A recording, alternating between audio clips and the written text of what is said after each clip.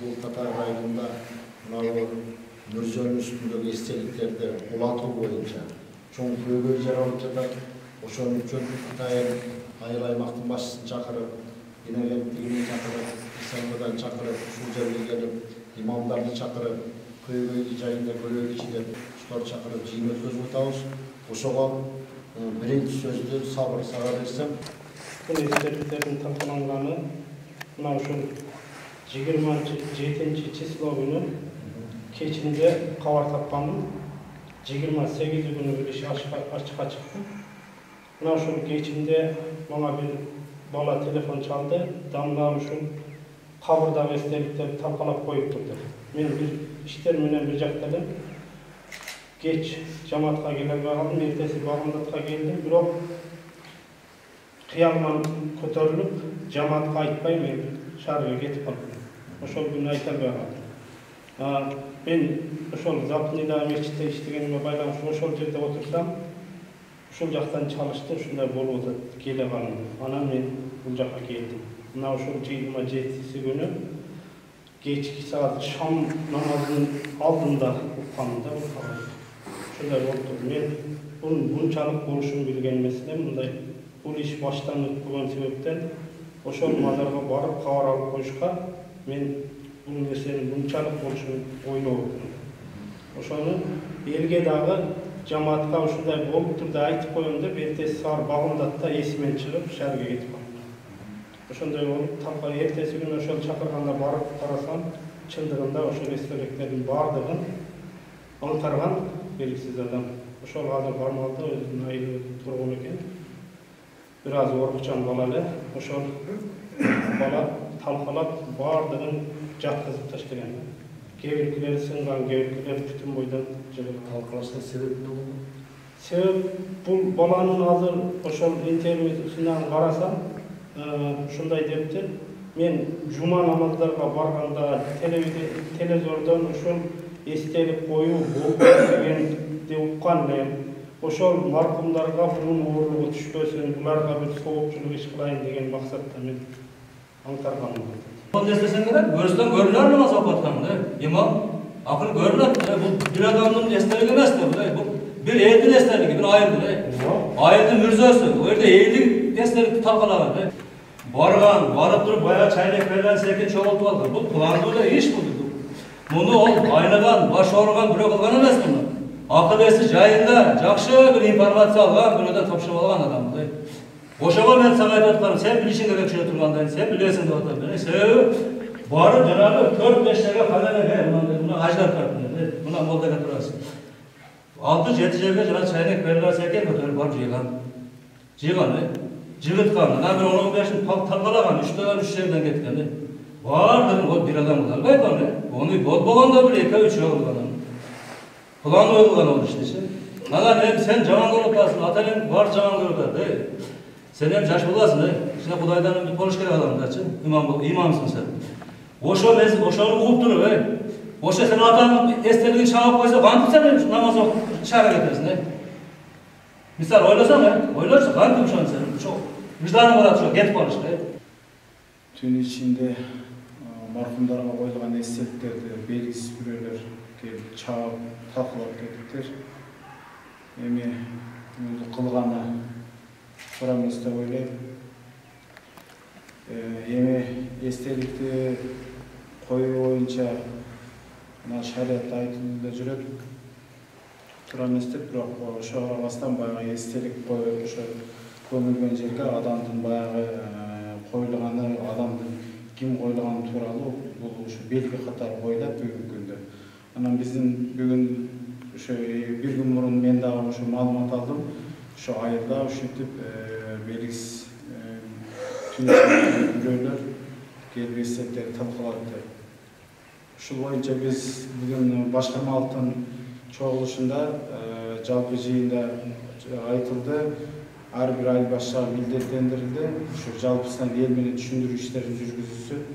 Şunda işlerge bundan arı bolturuğa. Bundan nары ушундай иштер bir ters görüşler болбосун депчи. Чындыгында кимдир бирөө ошол акчага бир чоң бир акча коротуп, ошого бир өзүнүн ошо атасын апасын унутпаш үчүн ошол жерге Кур'ан окуп, ошол жерге Кур'ан үчүн турайын деп барат.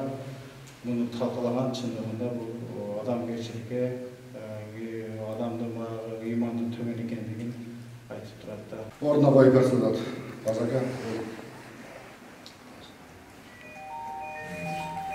Эстеликти ордуна коюп берсин. Акча берсин да, ой каражат кеткен да. Жөн кеткен эмес да. Семет көзүнө заказ берген. Ошондой болгон да. Ама курулган нерсени мурун курулбаса ма деп мурун калгандан кийин барып кылыш керек да. Мал кетпейт үйүнө бардыгыча. Бар чыгарап коюшат, ордуна коюшат, байлашы. Анан ошо элдер айтышкан, ошондо жамандан болсо биз өзүнүн элден эле чыгарып беребиз, баштайга көчүрөбүз деген да неме болуп атат. Көчүрөбүз дегенбиз. Элден көчүрөбүз. Туганын сындырабыз да эми. Аталардын жайын о жерде четөртө тебеледи барды, сындырды, талкалады. Бул душман, бул эмес, мындан жаман нерсе жок да, шариятта болсо да бул нерсе. Тарыхта болгон эмес. Тарыхта жок да, бул ошол жерде жок да. Мен дагы кичине бир деген түшүнөм. Ошон үчүн бизге ушул сен ошо таап бер бар. Органдар менен таап бизге эл тынчтык үчүн таап берем. Бир күн болгондо мына жерде ызычы болгондо да саада сөз этилип башка болот эле адамдар алам болгон убакта. Бизге ошону таап бериш керек. Ким бар дагы? Мен улум бар, башканын улу бар, 4-5 бар бу жердечи. Молдо билбей, ону да тактырып бериш керек. Ошон үчүн бизге таап бергиле да, анан эл да жазасын берсин. Бул жерде мына урматтуу аксакалдар отурасыздар, имамдар отурат, казыяттын кызматкерлери отурат, айыл өкмөтү отурат. Ошол мен азыр сиздерге айта турган нерселер имамдарга тапшырма сунуш катары, аксакалдардан сураныш катары бир нерселерди айтамын да. Биздин мамлекет азыр сиздер айтып аткан нерсе туура эмес иш болду деп атасыздар го. Бул туура эмес деген менен эле чектелбейт. Мыйзамсыз иш. Кыргызстандын мыйзамын бузуучулук болду. Кылмыш иши. Ошол баягы кылмышка кылмыш иши козголду. Азыр милиция келбей калышыптыр иш иши. Кылмыш иши козголуп албана олтурат. Эми биз да суранып атабыз, ошол мына азыр айыл өкмөтү, казнамына да суранат, ушул ички иштер башкармалыгынан эгер шериктери болсо, бул группа болсо барып тапкылат. Аны орукчан бала экен деп, анан барып бир балага тоңкуп, ошол иш жабылып кете бербесин деген ой болуп атат, бул нерсе болуп атат. Эми мыйзамдарга келсек. Ооба, Кыргызстан адилет мамлекет, исламга кенен укук берди. Бардык эле диндерге бизге дин тутуу эркиндигин толук берди. Светтик мамлекет дегенбиз, бул деген бардык диндерге бирдей мамиле, бирдей укук берилген. Адамдардын дин тутуусуна мамлекет каршылык кылбайт. Бирок диний уюмдар мамлекеттин ичине кийлигишпейт. Мамлекеттин мыйзамдарын сактайт деген сөз. Светтик деген ошол. Светтик деген капырдык деген сөз эмес. Түшүнүк так башкача. Биз абдан адилет мамлекетпиз. Биз азыр динге болгон адилеттүүлүк боюнча кээ бир араб өлкөлөрүнөн алдыдабыз. Эми ошол динге болгон эркиндикти туура эмес пайдаланып алып, радикалдашып кеткен көрүнүштөр көбөйдү. Мына имамдардан суранат элем, элге жакшыраак түшүндүрүңүздөр. Ар бир адам Кудайга өзү жүрөгү менен, өзү жан дүйнөсү менен ишенет, ошону тутунат, ошону кармайт. Биздин конституция Куранда айтылган динге мажбурлоо жок деген аятка дал келет.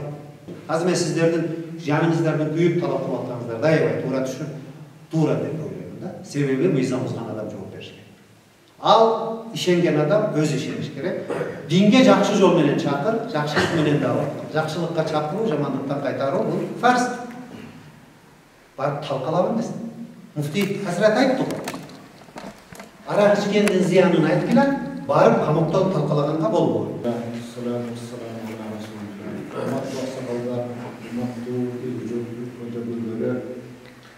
Elbette Tatar aylarında bolğan iş yaxşı bolmadı. Her tarafta, çar tarafta qaraganda yaxşı bolmadı. Bizdin şariatda istelik meselesine gelgende şariat istelikке tыюу салат. Mürjülü koyulgan.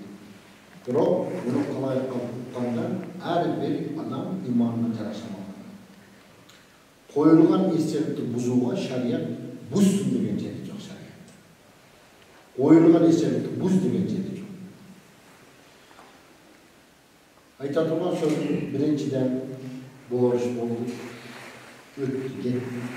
Ahmoqchilikdan bilmayman. Moldaning kemchiligi, elning kemchiligi, ota-onaning kemchiligi, har birimiz kemchilik o'zimizdan izlab, biz mamlakatni tinchligini, dinni tinchligini saqlab qolishga harakat qilaylik.